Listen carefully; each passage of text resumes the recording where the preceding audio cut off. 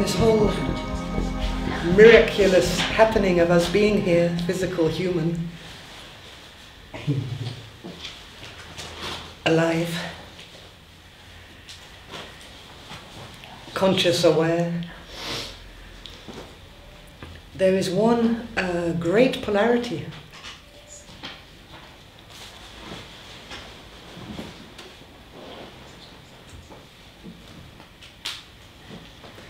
And it's a polarity that goes all the way back to the beginning, or all the way behind.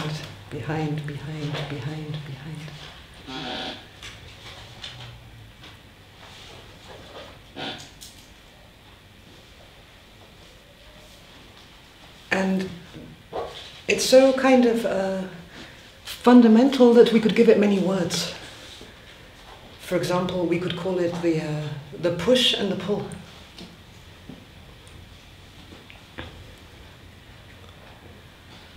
The plus and the minus.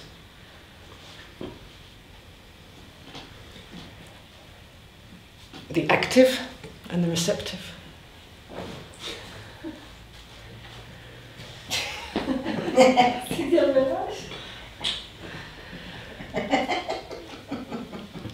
The speaker, the listener.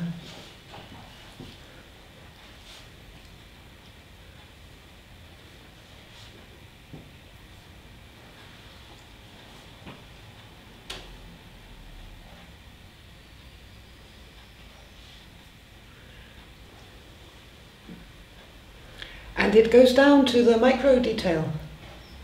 It's very, very holographic. What does that mean? It means that even when we're moving with the active, pushing out, reaching out, there is a speed. So the restraining factor, the receptive factor is within the active to the detail of touch.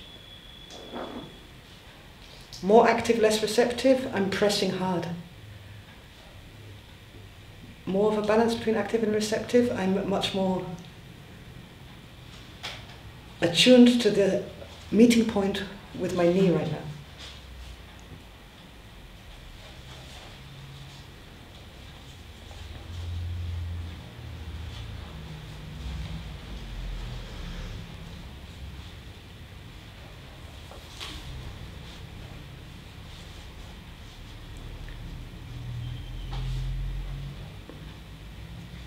And yet, the moment we begin to express, what you have is a union of the active and the receptive. They're both happening at once. They're inseparable.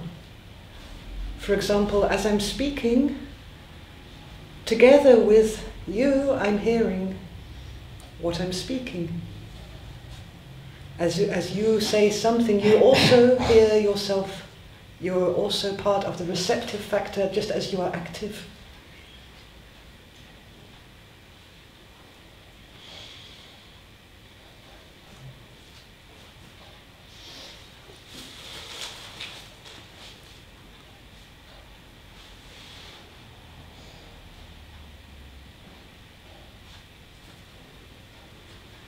In the imprint of memory, it can feel like, okay, she went on and on and on, speaking, and I was listening. But actually the polarity was different from that. There was a speaking happening and there was a listening happening, and the speaker and the listener shared both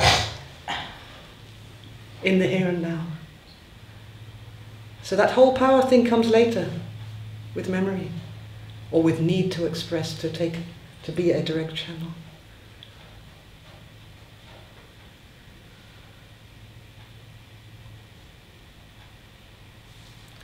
So expression brings us very, very actively into the here and now. If we listen to a beautiful song,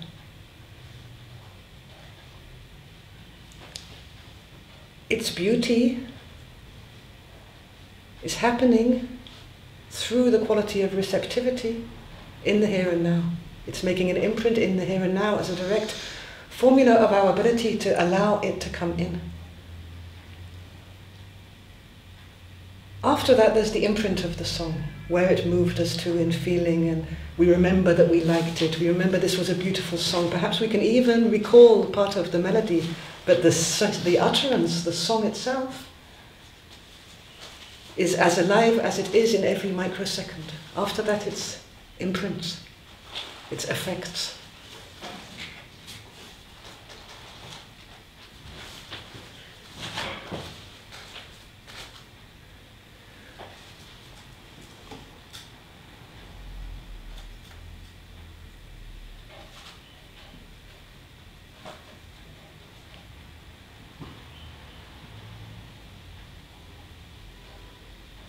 So there is this polarity of expression, expressing something outward, and taking in. Often at the same time, but not always.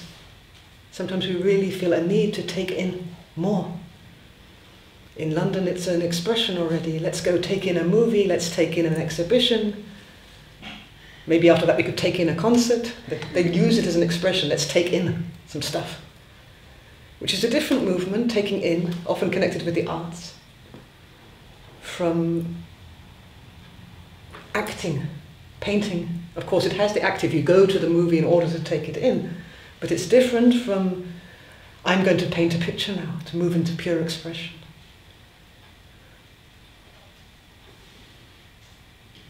It's a kind of cultural antidote in that sense to all the stuff, all the reaching out, the active principle, which is so strong in our culture, the need to take in some sustenance, some nurturing, to find that balance.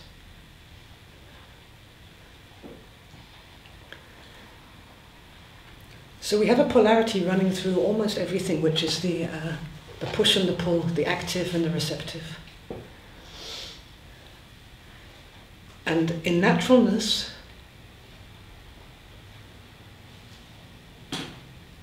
we would be entirely free in that. We would express like the birds singing in the morning. And what we would be able to express in naturalness. In We would be able to express like the birds singing in the morning, in attunement with each other, with the sun coming up, or like a dog that growls when he smells another dog in the neighborhood. It would be a natural flow. But we get complicated in many, many different ways, and we get sculpted in a way energetically to move with one and rather than the other. Either in the receptive, and this can be very much females, because of conditioning and culture and the identity given to the female, or in the active, which can very often be the male burden.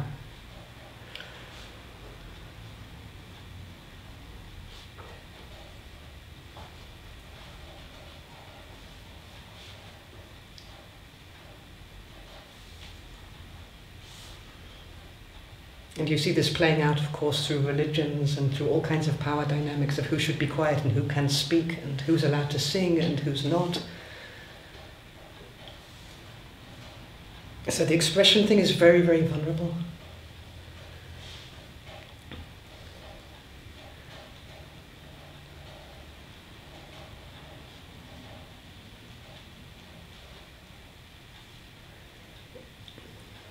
It's partly vulnerable because of the pain of rejection, that old friend.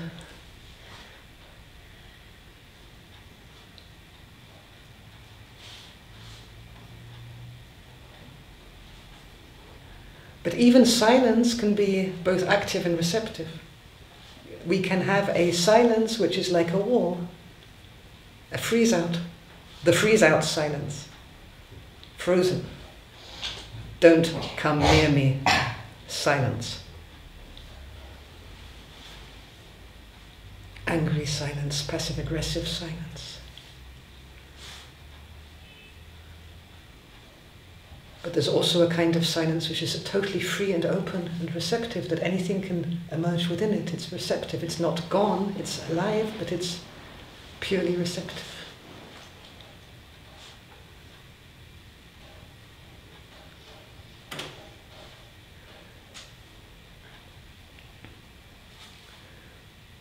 So we've been working in the meditations in the mornings with some spaces or words which could evolve to a place beyond polarity, beyond duality, still points in a way. Places to sit beyond these polarities.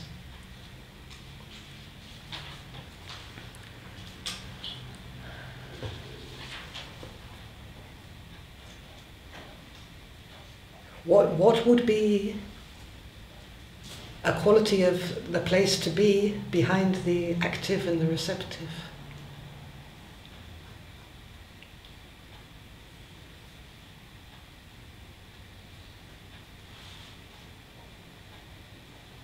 Between the push and the pull.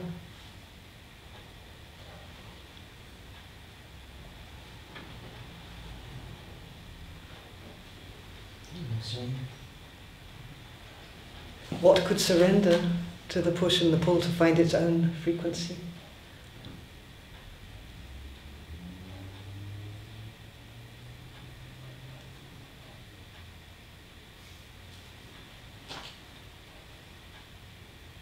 Kind of float. Be open and closed depending on what's happening. What's floating? I don't know. What is neither pushing, neither active, nor receptive? Let's make it a circle. Like this is how life is moving. It's push, take in, express, receive. In Taoism, it's like spontaneity. Spontaneity. Yeah, just react to whatever comes, right? So all of this movement is really dependent on something which is not moving. Not any of that, right. That doesn't move. That which is always present.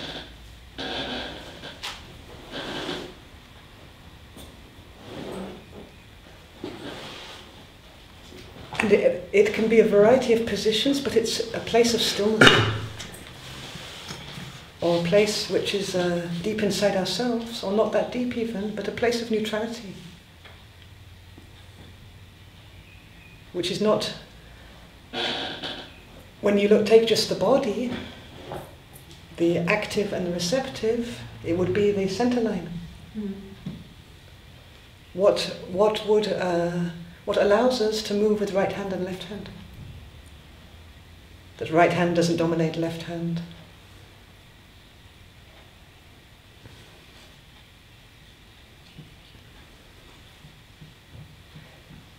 It's not a kind of ultimate thing, it's a place to sit, which is just not moving. So we can decide, I'm going to take an attitude of silence and I'm going to sit there. This is a sense of self, silent self. I'm going to sit there, and out of this will arise speaking and listening. But I sit here. I sit here. I sit in a position beyond the active and the receptive. Not this way, not this way. The wheel can turn. But still in a way controlling? It could still be controlling, but also what could be the effect of that if you sit in a position, let's say you just focus yourself, let's go, okay, who the hell am I? I have no idea. So I'm going to focus myself in my sternum. I'm just going to sit here, this is the center point, somewhere in the center line. I'm going to sit in my sternum. And out of this I'll speak and I listen, but this is the main place where I'm sitting, this is the seat of my perception. So when you're sitting here, it's actually much less controlling because you're sitting here and the speaking and the receiving can happen of itself because you're sitting here, you're not riding on the expression. No, but maybe it's a comfortable place to control. I mean, you have this sense of silence that everything that's coming, you can react in a natural way, I mean, without mind. Yeah. So that's a kind of control which is more like oversight, or it's a different. I wouldn't use the word control because control tends to be hooked with an agenda, and this is much more being aware of everything that's happening, which is not so much control because it gives more freedom to the movement. Yes. Like a gymnast that centers themselves in the basis It of the also body. It makes a center, right? Yeah. To balance Yeah, the... yeah, yeah.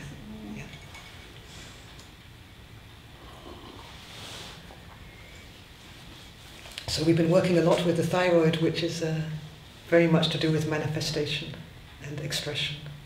And of course, expression includes manifestation.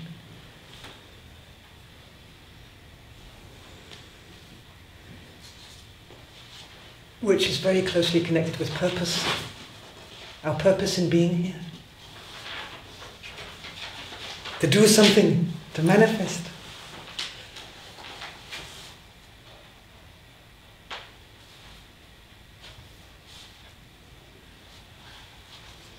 Which, this manifestation, this purpose is very much connected with our sense of being okay and being right and being fulfilled, and with our sense of happiness.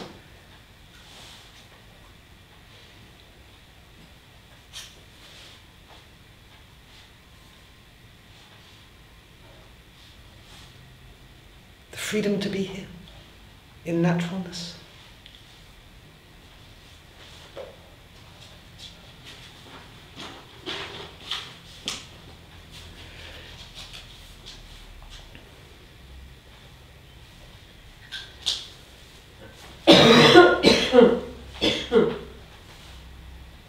For me, working with the thyroid in the past few days, what came forward, first of all, was that it was really worthwhile to go to the thyroid, which I never go to. But also, a very subtle attitude. Who knows where? That this life of mine, this one, this incarnation, is less important than the other ones. It's just a kind of in-between one. Like something in manifestation is being thrown away. This is not the big one. And I woke up this morning and thought, this is so wrong. This is such a delusion. On what conditions am I putting on this life that this is less important than any other life? Let me be King of England. Is it more important or less important? A very subtle attitude of kind of throw away the life. Just, okay, don't take it too serious, don't be too in manifestation, because this life isn't the big one. There's been bigger ones, and this time I'm just a woman, or this time just that. As if it could even be measured. Because I was wondering about that statement. Yeah. Strange, but it's directly connected with working with the thyroid and what came forward in terms of manifestation, a layer of attitude that was blocking the freedom of expression. And not only the freedom of expression, but the value given it. Subtle judgment. At the same time, that I'm tortured often by a burning ambition. Like a demon of ambition. To prove something, God knows what, to who, where, what, to make an impact, why.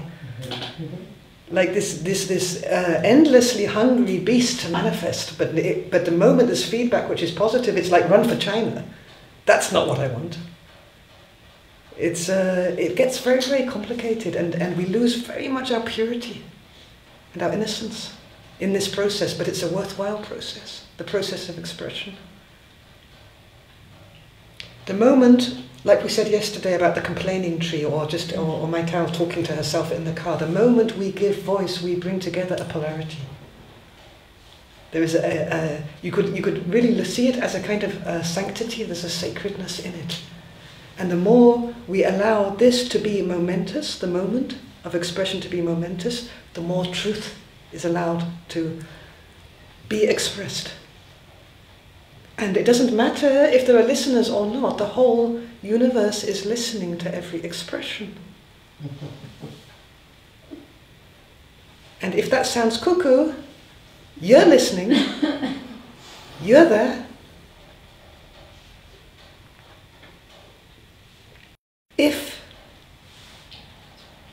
we knew for sure we were going to die tomorrow, and these flowers represented the eyes and ears of God, and regardless of all the other people, we were able to physically express how we felt at the depth, at key moments in this life, where we've been most frustrated, what we regret, what we still yearn for.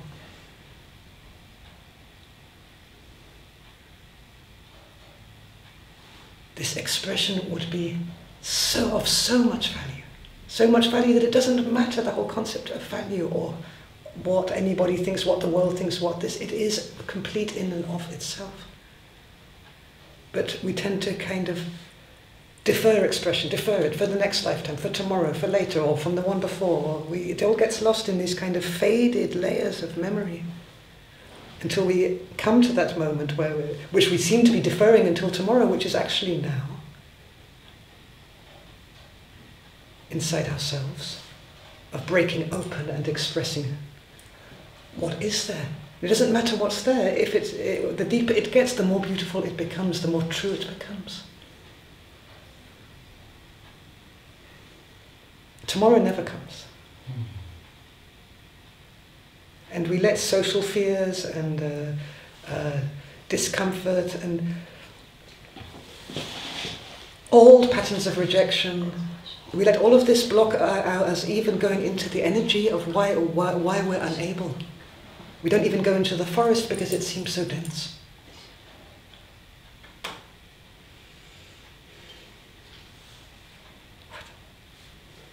Just wondering if expression, you mean loud or any kind of expression, body language? What do you mean by expression? Thoughts? Anything active? So no thoughts, active. Oh no, thoughts can be very active. You can express in your head to yourself your deepest truth. And what will happen by itself is that you will hear your deepest truth, which is the receptive side. So it's also an expression. Also it's active and receptive at the same time. But it's a different feeling. I mean, if you just think it to yourself, or you say it and write it and sing it, whatever, then you feel that you really give it form. Yes.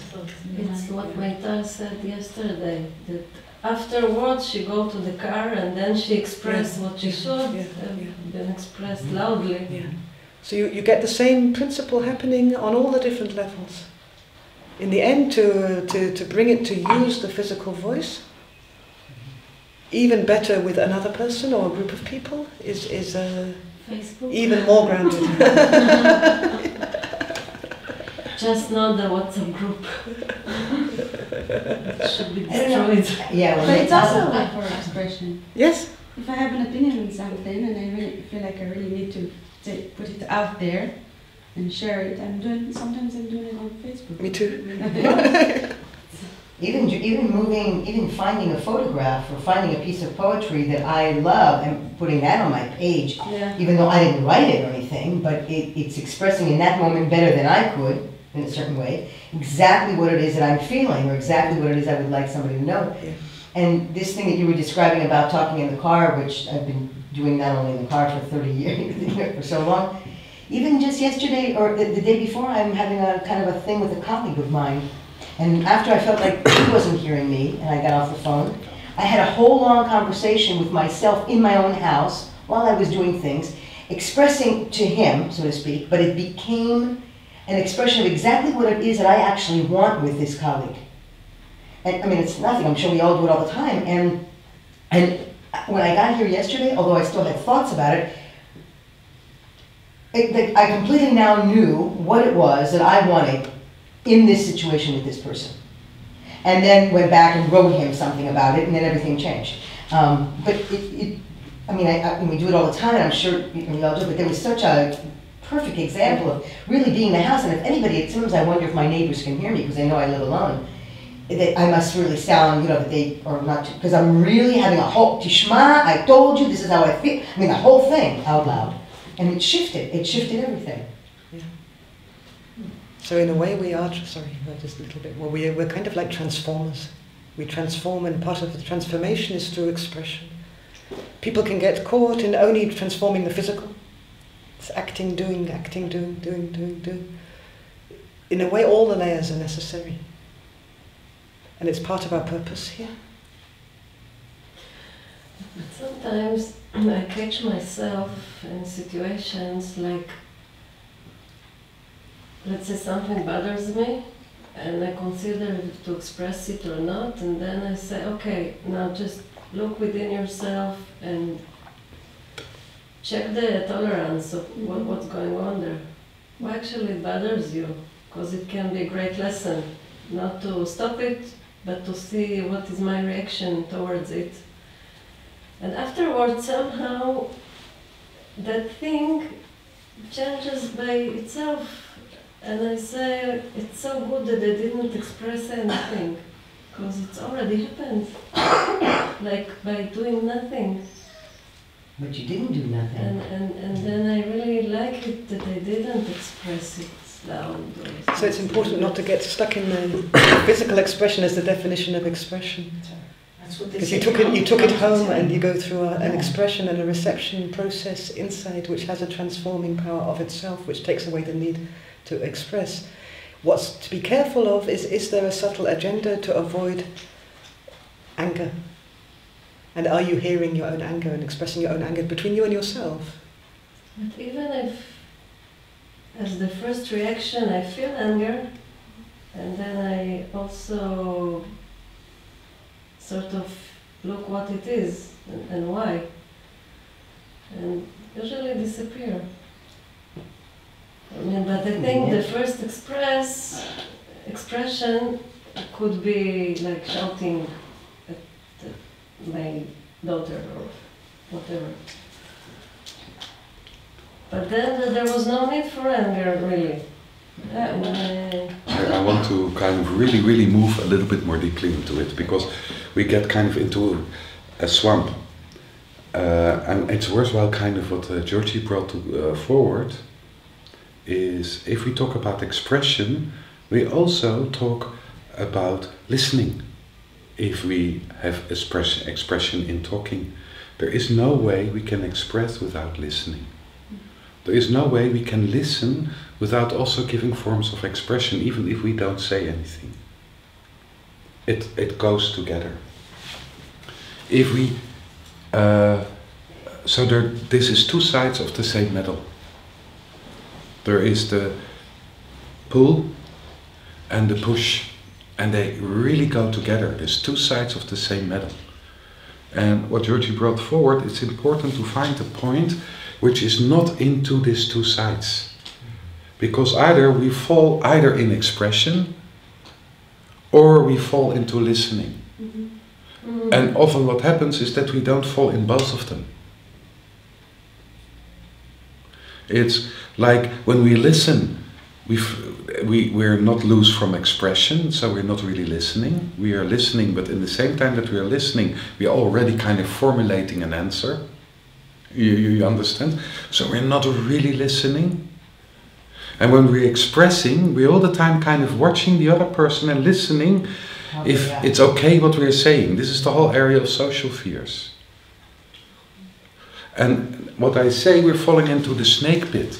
We're falling into the snake pit because when we talk about expression, so easily what we come to is what can I say and what can I not say. And maybe it's better not to say, because if I say it, it will hurt somebody. And this is the snake pit. This is why there are monasteries where for 10 years people don't talk, to wake up in the whole area of expression. Expression, the push and the pull, is so much in the core of being physical, of being here. This polarity, male-female polarity. By witnessing the flowers, by us letting the flowers come in, this is the pull, and experiencing the flowers are affirmed in their existence. They become more real. The more we see a tree, and if we would, all of us would kind of, choose a tree, and every day would see the tree, just go there and just look at the tree. The power of the tree after a year would be immense. This would be a tree everybody would look at. Because we affirm the existence of the tree. When we listen to a person and we really hear what the person is saying, we affirm the existence of the person, not only what he's saying, but you feel seen. When a person really listens to you, you have the feeling, I am allowed to exist. It doesn't matter what you say. You recognize what I'm talking about? Mm-hmm. So what is in the whole area of human expression is this affirmation, which is so important in expression, basically. There is a war going on around it. It's a total snake pit of, dislike, and that's partly because we are so entangled in our expression. It's basically when Taoism say, okay, just be spontaneous. What it means is get out of this snake pit. Whatever you say, is personal, is yours. If another person hears it, it affirms you in what you're feeling right now. It's not saying anything about another person. Even if we say you always. you understand, this is the snake pit. And so easily, when we talk about expression, we come into the whole area of what is right to express and what's not right to express. And then this is all hooks in our own expression. We lose the freedom to express what we're feeling, what we're thinking. We're not perfect. We have a lot of intuitions, a lot of kind of emotions, instincts coming up. If you stand up in the morning and you say, shit, I feel really grumpy. So the first thing what your partner will say is, what did I do wrong? It has nothing to do with your partner. You understand? Or I'm really happy. So the other person thinks, I should have done something right. It's like there is such an entanglement. Instead of that, we really hear each other. I'm happy that you feel happy. Wow. How come you feel so grumpy? You understand? That gives affirmation. And the moment that something is affirmed, it can process in a dialogue. But because we are so poor in dialogue, then we come to Yael. We have inner dialogues, which is exactly the same. So you feel something, you want to say something, and you kind of look at it. And there's a dialogue between your perception and what wants to express. So you're listening to yourself. And in this dialogue, there is a whole process of transformation that you see, okay, but this dialogue also could be between us. It doesn't have to be, between us and us, ourselves. It can also be between people, if we are more free in our whole way to express. So when you look to the push and the pull, again, listening is so important, and we can only listen, really listen, if we're able to find a place inside ourselves which is out of the push and the pull, out of the expression and the listening itself, like silence. Then in silence we can really let things in and listen. And listening is not only hearing the words, but listening is also connecting, letting it in, let it become alive inside yourself. So that you hear the other person. And hearing is more than only hearing. That's using all the senses. What you see, what you hear, what you smell, what you taste, what you feel. All the senses are working. It's letting another person in his expression. This is listening. And partly this is so important, and the moment we are in this push and pull, and we are not in the third point, what's happening is that immediately we get active in the listening. Oh, she's saying this, so I should say that. Oh, she means probably this. I had this experience as well, so let's... And you're not able to hear anymore. So that's partly why this education we are giving is a 7-year education. Because we need to find these points inside ourselves to be able to listen. That will take 50. If you don't listen now, we can do it in 7 years now, I'm joking. That could take 50, but at least to have the basics of finding a place in yourself which is out of polarity, a place of peace, tranquility, stillness, makes such a difference. It's such a liberation, because it gets us out of the snake pit, out of the entanglement, the snake pit where we have to fear for everything we want to say and have to fear for everything when we listen, because it's the same when we talk, is what's coming in. It's like we hook immediately in what another person is saying towards us. Because it is personal, it says something about us. Would you say that one should connect but detach the ego? Is this personal to me? Yeah. So just connect, listen So you to think that my ego is listen to attached? you, and then, but my ego should stay still, and I don't feel like I have to answer you, or it doesn't really relate to me. You're talking about yourself, so I should just connect, listen to you, try to understand, but put my ego aside. It's really not about me, it's about you. How did it go out? I like the connection. I can listen in two ways to you, what you're saying. That I built a little trap to say, is it about me? Right. And saying, is it about me, is a little trap. Because if I say, is it about me, you start to blubber. Because it comes you, me. It's totally clear for you, but people lose the track. How come that people lose the track? Because, you know, it's not about me when I listen to you. It's not about you. It's about us. And in us, there is not so much ego. It's about what we share in that moment. If I'm listening, we're sharing. And when I'm speaking, we're sharing as well. So the ego is always about me. So if we can make the movement when you are together and you're listening to a client, you look together to the process. You are of service of the process of the client. So there is an us. You understand? When we're really in a dialogue with a person, when I'm in the dialogue with Georgi or in the dialogue with you right now, or with any of you, there is not a me and you. When we are talking, there's an us. We are communicating together.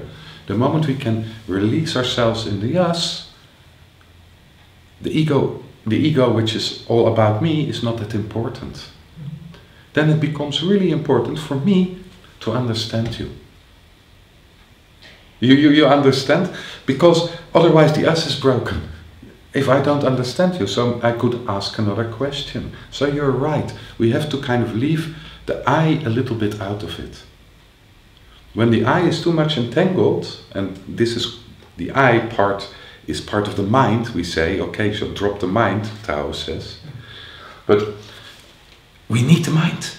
I really need the full capacity of my mind to understand you. So it's a direction. And also through inspiration and through my feelings and through everything, which is also partly mind, I will give an answer. It's freeing the mind of agenda, freeing the mind of the I. Yes? It is listening from a higher place, it's like, or a deeper place. Just like also in Chinese medicine they're talking about when you meet a patient, so you connect to them shen to shen, like spirit to spirit. Yeah. There is something deeper inside of you, no agenda, looking to see what your spirit is bringing forward. Exactly. Yeah, but that's easier when you put the head of Chinese medicine in your clinic, meeting the patient. Yeah. But it's much harder when you just... Is your husband? Unequal. Or your partner? Good example. And sometimes there are people that I can bear the dialogue in the clinic, but I cannot bear the dialogue outside. I mean, I don't want him to be us. I want him far away. Then I cannot be open to such a dialogue. Yeah.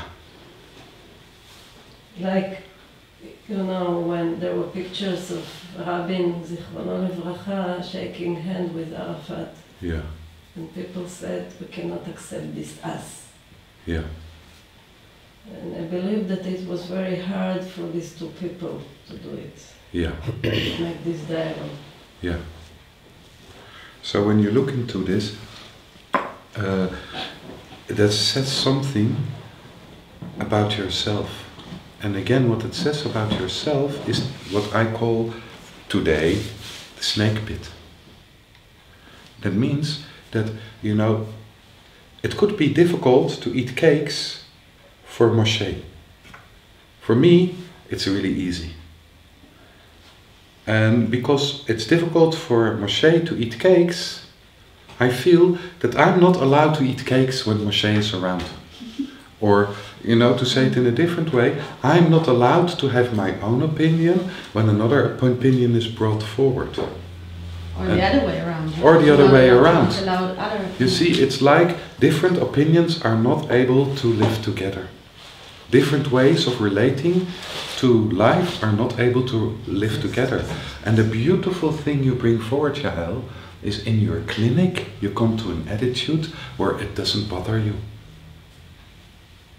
And in daily life, not yet.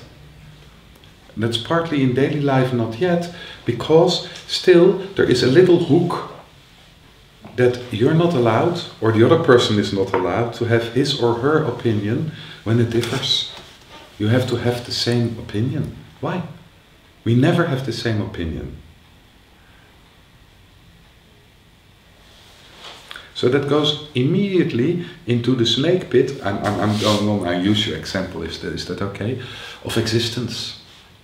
Either he has the right to exist or I have the right to exist. It goes really down to existence. There can be only one truth.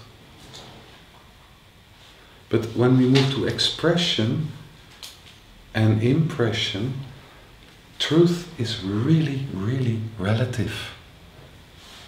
We take our expression and what other people are saying very serious. And on one hand it's true because it gives existence. We are able to witness life and everything which comes forward in life as part of creation. In this we affirm creation. Every expression of a flower is adding to the existence of the flower. The flower is, the more people see a flower, the more rich the flower becomes. Because every impression is adding something to it. You understand? If you write a book and people are reading this book, every impression of this book is adding something to it. The book in itself becomes richer and richer and richer. When we read the book, we blend in with the book and through the book with the collective subconscious of all the people of the whole world, also the readers of the book. Yes. And this you notice sometimes if you read a book when you're young and it becomes, you know, a well-known book and you read it when you're older, you can feel the difference in the power of the book. Isn't it because you've changed? Also you changed and the way you look at it is different, but there's also a difference in the power of the book. If we have a bestseller as a movie, it's the same. Getting far here, yeah. Yeah. Or a theater play is the same. Is with our witnessing we make it stronger.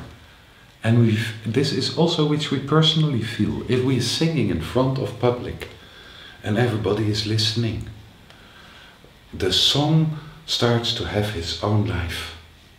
If everybody is talking and not really listening, it's like, it's so difficult to give the song form. If you're talking and everybody is listening, the speech is starting to get its own life. It's affirmed. You understand? There is a difference there. It's received, it's heard, it gets existence.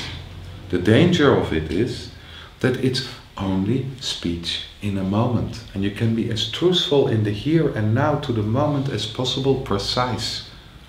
But it's never, it's an expression of a person. It's an expression through a person. It's my expression. It's not the absolute truth. Never. Not possible.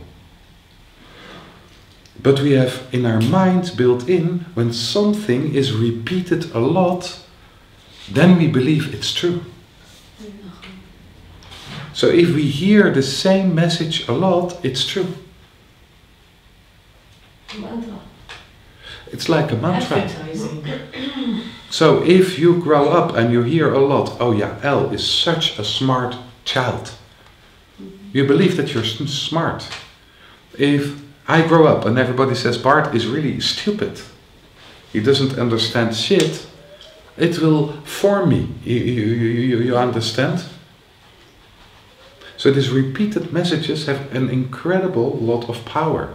We're using this in daily life, in advertisements, in news, in how we talk to each other. How we talk to ourselves. If How we say talk to enough ourselves. times, maybe Yeah, I'll become it will become whatever true. I want to become. Yeah. So there is something also in it, in this the affirmations, and it's the strength of an affirmation that it can change us. It changes us in our lives, the affirmations or deformations we're getting.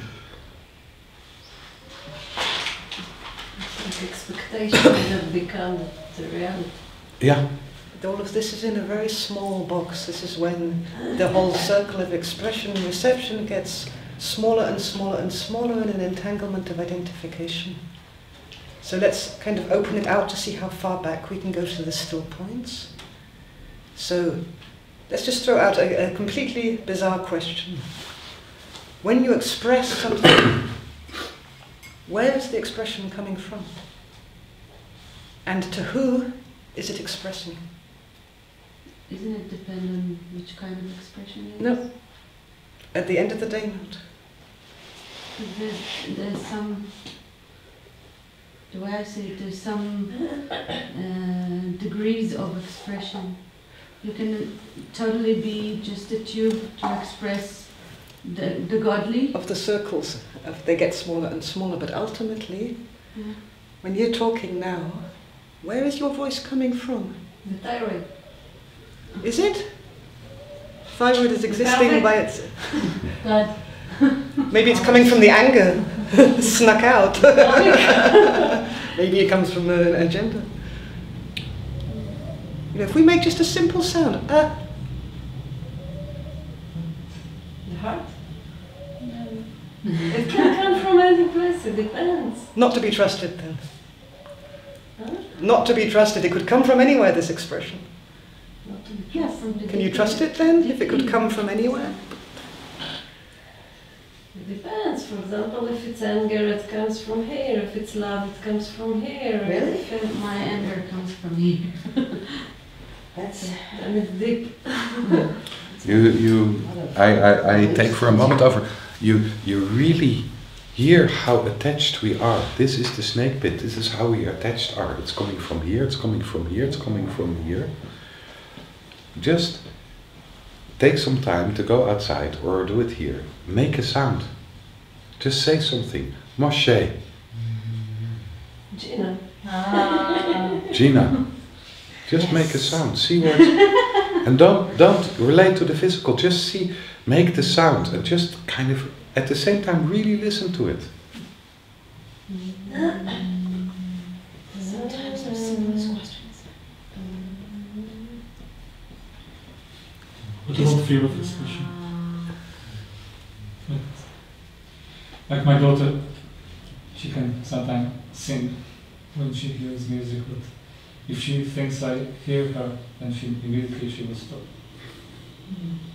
Entanglement. Yeah. So isn't this interesting? There's something in the way of this incredible miracle of your daughter singing. So why wouldn't we go, when we, of course we will recognize that in ourselves as well, why wouldn't we begin working with the stuff which is in our own way, to get it out the way? Why would we just go more into smaller circles and then, okay, so not sing? And we know somebody who always wanted to be an actor, and at age 16, they rejected him because he was too small. His whole life, 40 more years, bitter, bitter, bitter, bitter, bitter, because he didn't get to act. Why One not rejection. one rejection, the whole life, but. shrinkage. But all of this time that we're talking together, there's something more than the we. There's something more than the us.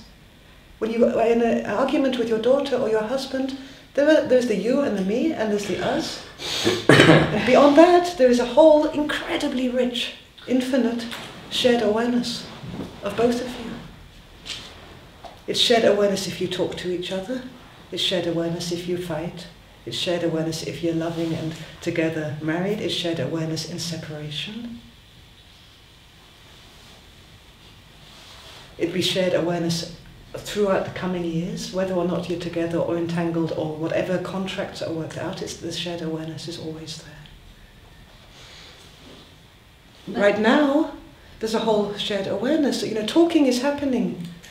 Maital says, Avriel says, Bart says, I say, Rachel, everybody is saying something all the time. All of this is going into a field of shared awareness. It's coming out of a shared awareness and it's moving back to a shared awareness. We couldn't take it apart. We couldn't say, oh, everything came from Bart's pupik. All the voices. You couldn't take it apart. It wouldn't hold together without the shared awareness. But the shared awareness is not just what's happening here now, behind all the happening in the room. The shared awareness is beyond the walls. It's backwards and forwards in time.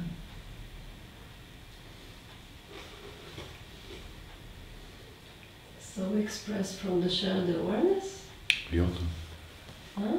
We all do. We all give voice to our own individual part of the shared awareness. When you really listen to your voice very deeply and you like you're talking and what you're talking, the first thing is that there is an enormous space, emptiness. Expression is really moving. It's a form coming forward from emptiness. If we really are expressing or really are listening, it comes from the emptiness, and the emptiness is connected with everything, is unity. We are so entangled in what we're saying and how we are saying it, the snake bit, that we hardly are aware what our expression is coming from. You know, if I would talk only my story here, egoic, nobody would be touched. If Georgi would do the same thing, nobody would be touched. You wouldn't recognize shit of it. You understand? It would be okay, he's telling his story.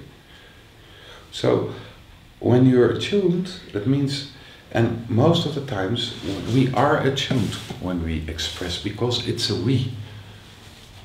When we are attuned, it's coming from something else. A much bigger source is what we are. You just give voice to it.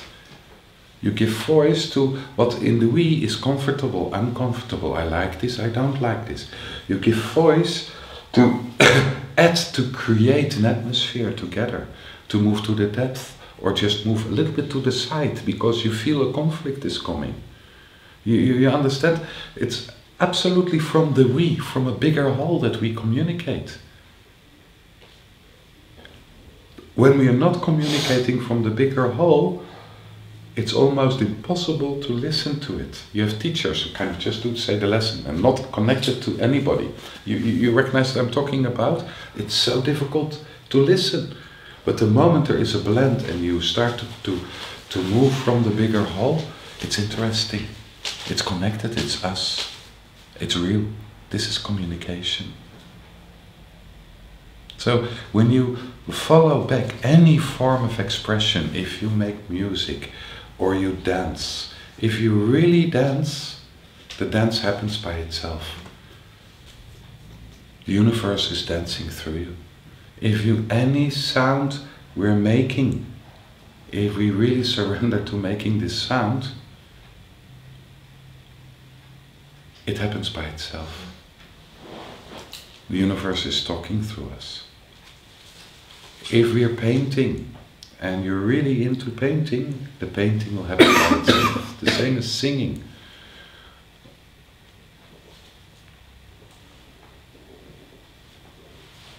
I have a question. course, something I want to bring attention to.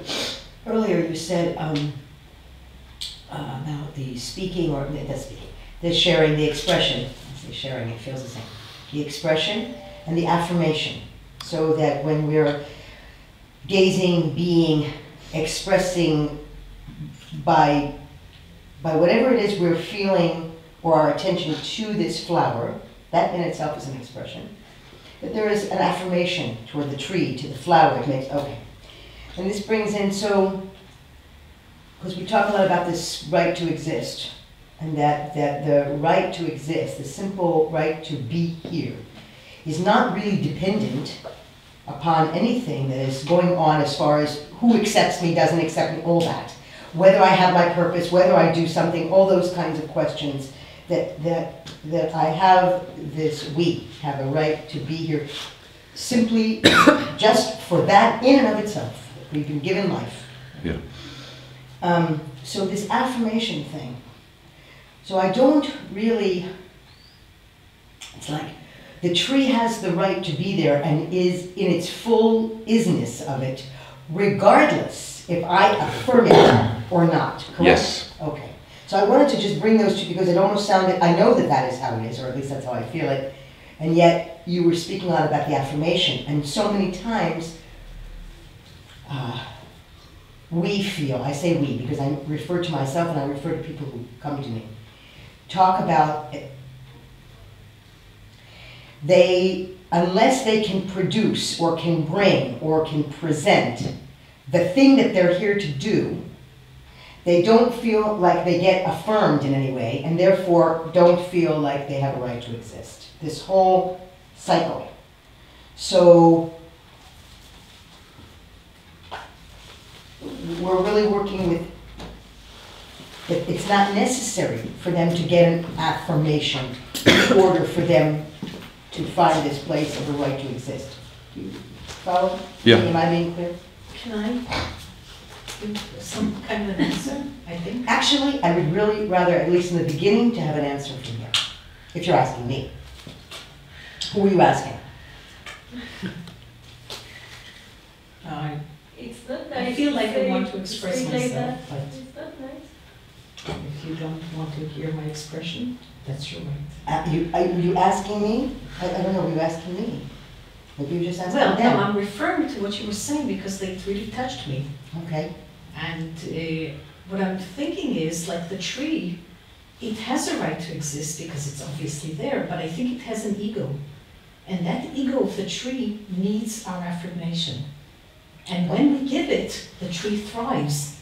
Even though it's a tree, it could live any which way, but with us looking at it and giving it our affirmation, it feels better. So there's something that feels better when it is affirmed. And it could be affirmed from you, or it could be myself affirming myself. My own ego telling myself it's okay to exist. I know I exist. That's a given, of which we're not always aware of, but it's there, and if we come back to it, it helps us. But also to say, it's okay, I'm legitimate. Mm-hmm. And I think I'm legitimate, that's the most important thing, but it's also nice that Gina thinks that I'm legitimate. Mm-hmm. That's it.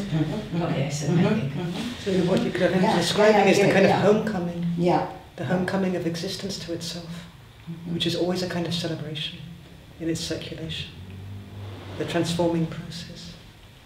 I missed the very first. It's a word. kind of homecoming. It's a kind of.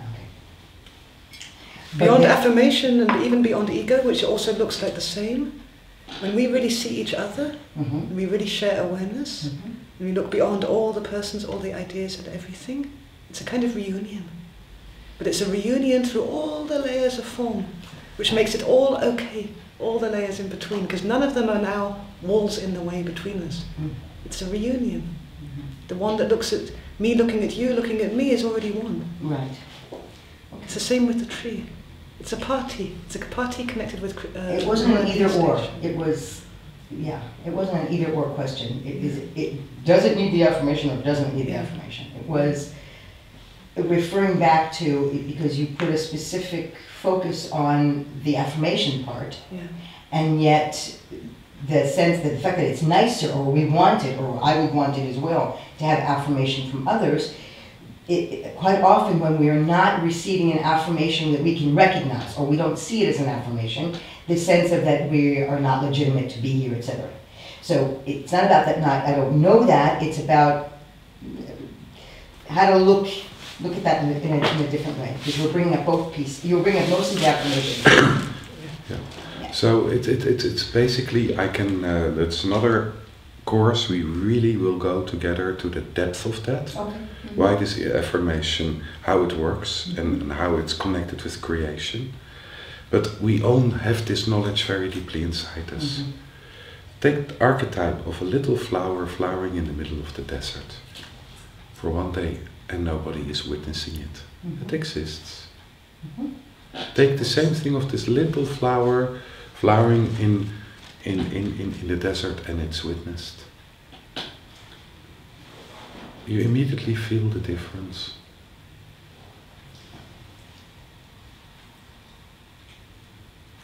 We are here in this life to live. And to live is to push and to pull, or to pull and to push, to be part of. And just life itself is affirming itself through each other. If we didn't need to be together here, we would have all our own planet. It is really about us. It's not about me alone. I would live on the moon. There's space enough in the universe. It's about us. And in this, there's an active part we play in us together.